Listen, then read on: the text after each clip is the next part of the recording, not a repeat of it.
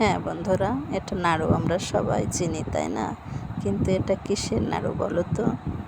অনেকেই আন্দাজ করতে পেরেছ। তো হ্যাঁ, এটা পেঁপের নাড়ু। শুনতে সত্যি কারো কারো কাছে অবাক লাগে, তাই না? হ্যাঁ, প্রথম যেদিন আমি রেসিপিটা দেখেছিলাম, এক আপুর রেসিপিটা ঠিক মনে পড়ছে না আপুর নামটা, সেদিন আমার কাছে অবাক লেগেছিল। চলো আমরা দেখি বিষয়টা। এই যে পেঁপে, তো আমি একটা পেঁপে নিয়েছি আমি ট্রাই করার জন্য। আমি রেসিপিটা প্রথম একদিন ভিডিওতে দেখে অবাক হয়েছিলাম, তা ভাবলাম আজ বানিয়েই ফেলি। চলো বন্ধুরা, তোমাদের সাথে নিয়েই বানিয়ে ফেলি, কেমন হয় দেখি। তো পেঁপেটা আমি ছুলে পরিষ্কার করে নেব। যে এটা আমার গাছের পেঁপে, একেবারে তরতাজা ফ্রেশ, এইমাত্র পেড়ে আনলাম। তো এই যে পরিষ্কার করে নিয়েছি। তোমরা ঠিক এইভাবে কেটে নেবে, যেহেতু গ্রেড করতে হবে সেহেতু এইভাবে লম্বা করে কেটে নিলে ভালো হবে। তো আসলে ইউনিক কিছু দেখলে বানাতে ইচ্ছে করে, আর যদি সফল হওয়া যায় তাহলে তো কথাই নেই, আনন্দের শেষ নেই, তাই না? তো এই যে আমি এভাবে গ্রেড করে নিয়েছি, একটু পাতলা পাতলা করে নেওয়ার চেষ্টা করবে। এই যে দেখো অনেকগুলো হয়েছে, তাই না, একটা পেঁপেতে। তো চলো পরবর্তী প্রসেসে যাই। এটা এখন সিদ্ধ করতে দেব। তো আমি রাইস কুকারের ভিতরে পানি ঢেলে দিয়েছি, গরম হয়ে গিয়েছে। ওয়াটার হিটারে আমি আগে থেকে গরম করে নিয়েছিলাম। তো এবার পেঁপেটা দিয়ে দেব, সিদ্ধ করব। কিন্তু মনে রাখবে, হাফ সিদ্ধ করবে, পেঁপেটা যেন নরম না হয়, একটু শক্ত শক্ত থাকবে। তো এই যে জাস্ট একটু বলক ওঠার সাথে সাথে ঢেলে দিতে হবে কিন্তু। তো যেটা বলছিলাম, নতুন কিছু বানাতে গেলে একটু ভয় ভয় করে। তো যখন সাকসেস হওয়া যায় তখন কিন্তু আনন্দের শেষ থাকে না। তো আমারও ঠিক তেমনটি হয়েছিল। আমি চেষ্টা করেছি যে ঠিক সেম টু সেম বানানোর জন্য, আর ভেবেছি তোমাদের একটু দেখাবো। তো তাই সাথে তোমাদের চলে আসলাম, তোমাদের সাথেই ভিডিওটা দেখাবো আর তৈরি করব। চলো, যে আমার সিদ্ধ হয়ে গিয়েছে।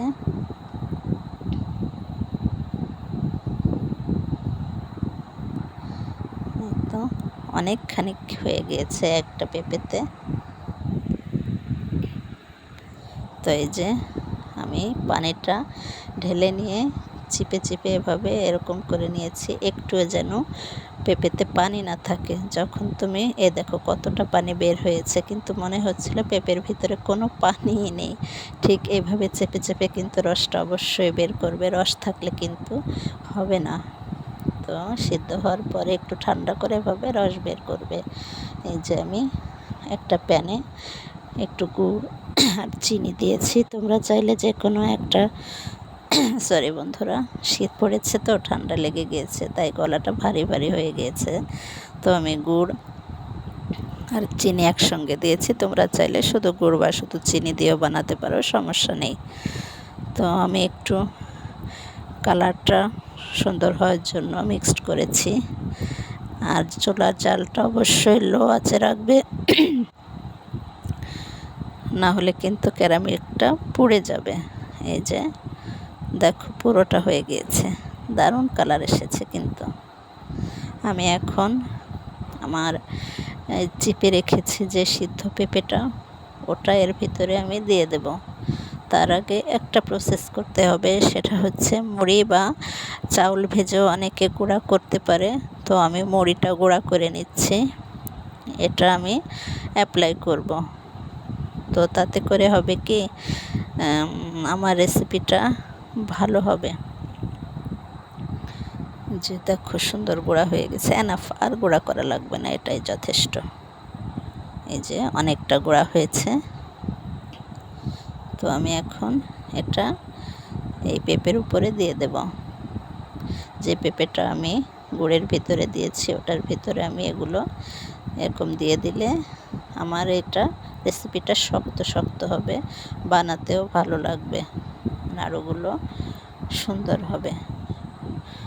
আর আমরা সবাই জানি শক্ত হলে ভালো হয়। আর এই যে বাদাম আর সাদা তিল, এটা অপশনাল, দিলে দিতে পারো, না দিলে সমস্যা নেই। তো এই যে হয়ে গিয়েছে, দেখো আঠা আঠা একটা ভাব যখন চলে আসবে ঠিক তখনই চুলাটা অফ করে দেবে। চুলা অফ করার পরেও 2-1 মিনিট নাড়তে থাকবে চুলার উপরে। এই তো দেখো ধোঁয়ায় কিছু দেখা যাচ্ছে না। তো ভিডিওটা অবশ্যই বড় হবে, কারণ ভালোভাবে দেখতে গেলে, ভালো কিছু জানতে গেলে অবশ্যই একটু ধৈর্য ধরে দেখতে হবে। ভিডিওটাও বড় হবে। তো তাও আমি অনেকখানি কেটে ছেটে তোমাদের দেখাচ্ছি। হয়ে গিয়েছে, আমি এই যে একটা পাত্রে ঢেলে নিয়েছি। তো অবশ্যই এটা কিন্তু গরম গরম বানাতে হবে, আঠা আঠা ভাবটা থাকবে, ঠান্ডা হলে আঠা ভাবটা থাকে না। এই যে দেখো, তোমরা যে কোনো শেপ দিতে পারো, আমি গোল গোল করে বানাচ্ছি।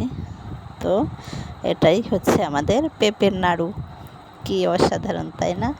অনেকের নাড়ু খুব পছন্দ, কিন্তু খেতে পারে না, কারণ নারকেল অ্যাডজাস্ট হয় না অনেকেরই। তো তারা এই নাড়ুটা কিন্তু খেতে পারো। আর সবথেকে মজার বিষয় হচ্ছে এটা কিন্তু অনেক দিন ঘরে রাখা যাবে। তুমি এয়ারটাইট কন্টেনারে নর্মাল ফ্রিজে রেখে দেবে, অনেক দিন পর্যন্ত ভালো থাকবে।